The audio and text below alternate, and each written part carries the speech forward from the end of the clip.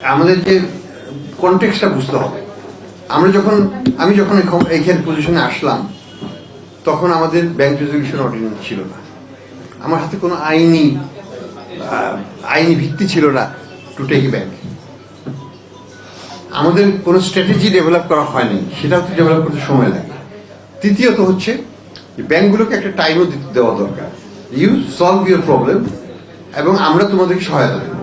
আমরা কি করেছিলাম, প্রথমে তাদেরকে লিকুইডিটি সাপোর্ট দিয়েছি, প্রথমে অল্প অল্প দিয়েছি, পরে আরো বেশি করে দিয়েছি। যারা লিকুইডিটি সাপোর্ট নিয়ে টিকে গেছেন, যেমন ইসলামী ব্যাংক প্রায় 10,000 কোটি টাকা নিয়েছিল, পুরো টাকা শোধ করে দিয়েছে। ইউসিবিএল তারা টাকা নেই, তার দরকার হয়নি, তারা কিন্তু আমাদের লিস্টে ছিল। আবার কিছু কিছু ব্যাংক আছে যারা টাকা নিয়েছে কিন্তু টাকা দিতে পারে, তার মধ্যে 5টা ব্যাংকও আছে। এই 5টা ব্যাংকে আমরা 22,000 কোটি টাকা দিয়েছিলাম, তারা টাকা শোধ করার কোনো সক্ষমতা তাদের ছিল না, ফলে আমরা তাদেরকে অধিগ্রহণ করলাম।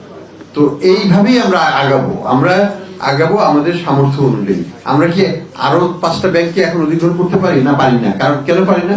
আমার অ্যাডমিনিস্ট্রেটিভ ক্যাপাসিটি নেই। আমাকে তো ইংলিশে একটা কথা আছে, you only put things in your mouth that you can chew. অর্থাৎ আমি যেটা গিলতে পারবো সেটুকুই মুখে দেবো, যেটা গিলতে পারবো না সেটা আমি মুখে দেবো না। সেটাই এই ফিলোসফিটা আমি অ্যাপ্লাই করি, যে আমি যে কয়টা ব্যাংকে ম্যানেজ করতে পারবো আমি সেই কয়টা হাত দিয়েছি, এটাকে ম্যানেজ করা শেষ হলে বাকিগুলো তো আবার হাত দেওয়া হবে। এখন আরেকটা ফ্যাক্টর এখানে কাজ করে, সেটা হলো যে অর্থের প্রয়োজন হয়।